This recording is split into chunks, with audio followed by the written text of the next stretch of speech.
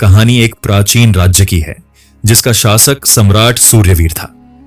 वे अपने समय के सबसे शक्तिशाली और प्रभावशाली राजा थे, लेकिन उनका चरित्र कठोर और इच्छाओं से भरा हुआ था।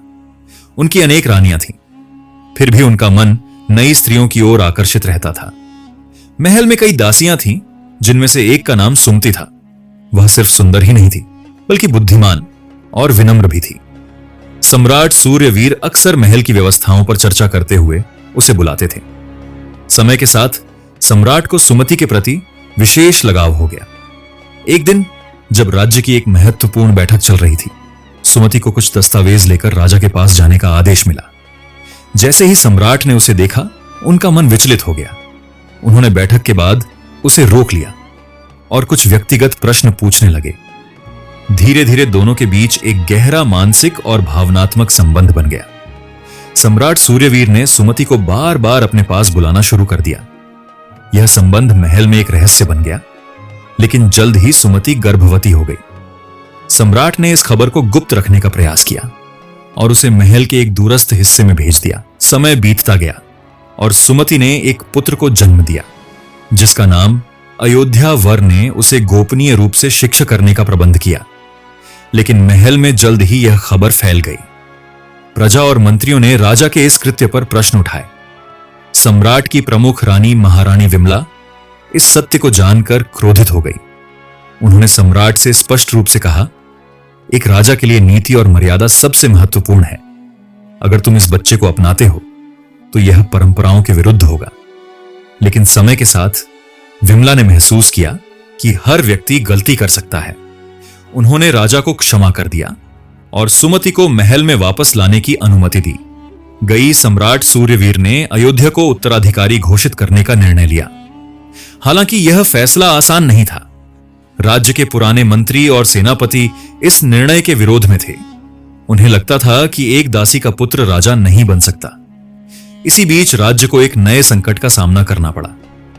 पड़ोसी राज्य अंधकगर के क्रूर राजा भैरव सिंह ने राज्य की सीमाओं पर आक्रमण कर दिया।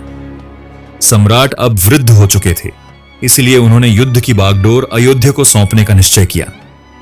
अयोध्या ने अपने पिता की सेना को एकत्र किया और अपनी युद्ध नीति से सेनापतियों को प्रभावित किया। उसने कहा, युद्ध केवल शस्त्रों से नहीं जीता जाता, बल्कि बुद्धिमत्ता और सही रणनीति से भी युद्ध शुरू हुआ। और अयोध्या ने भैरव सिंह की सेना को विभाजित करने की योजना बनाई।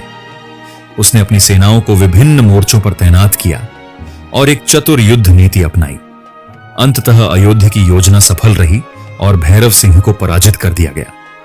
युद्ध जीतने के बाद अयोध्या ने राज्य में कई सुधार किए। उसने सभी वर्गों को समान अधिकार देने की नीति अपनाई।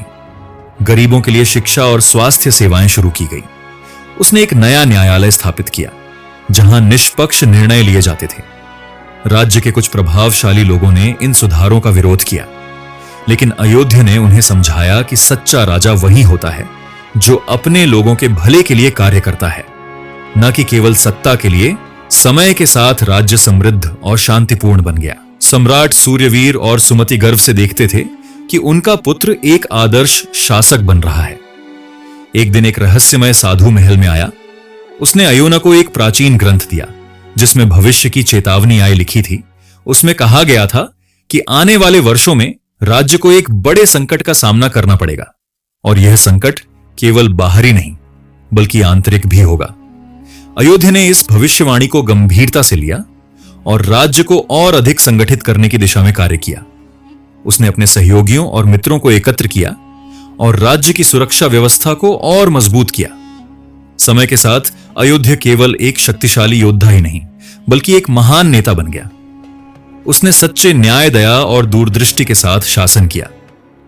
निष्कर्ष, यह कहानी केवल एक राजा के व्यक्तिगत जीवन और युद्धों की नहीं, बल्कि एक युवा उत्तराधिकारी की सीख और संघर्ष की कहानी है।